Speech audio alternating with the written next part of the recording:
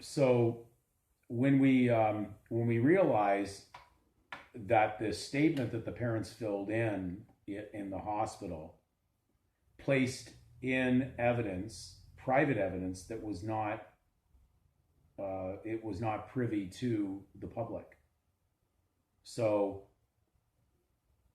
the state is responsible for inducing it. Could you imagine if there was only a statement of birth record where there was no given name on there? Only what was legal could have been placed on there. Well, that would have been, kind of a very weird document because the parents were already operating with their given name in the public and involved in the very thing that you're going to be trained to become a trespasser on.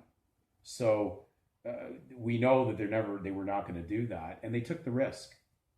The active state did take a risk on this because there's no possible way they could have created the charging instrument or the birth certificate without having a given name on there. And as we've explained in previous videos, without the given name on the statement, they would never have had the ability to create even an unclear, ambiguous certificate like this. And they were clever, as Satan is very crafty. They made sure that they didn't say given name or surname on the little charging instrument. And it wasn't because they ran out of ink.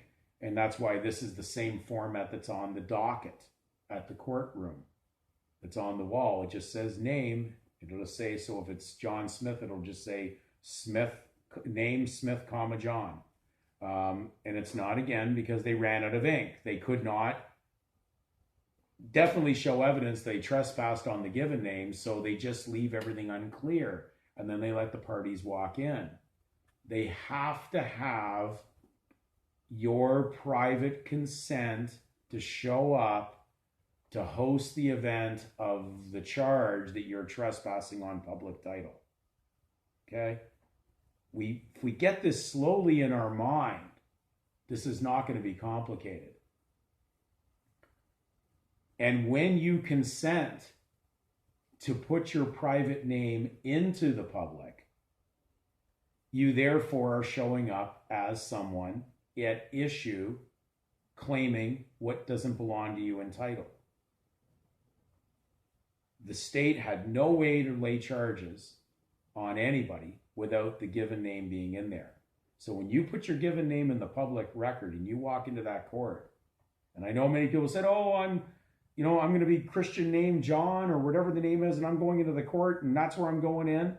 Like, well, that's ridiculous because they're not after just Christian name John. They're after Christian name John using the public title Smith because they need to charge a fee and a fine for its use by license. If there's no private title in there, there's no possible way they'd have anybody to charge. What are they going to do? Charge themselves with their own donated title? Remember, they created the invention of the last name, but they needed you to host the event. So hopefully we've got that clear. Truth doesn't work in fiction, so stop trying to put truth in there and join it to the fiction. The fiction can't harm you as long as your truthful name is not in there energizing it.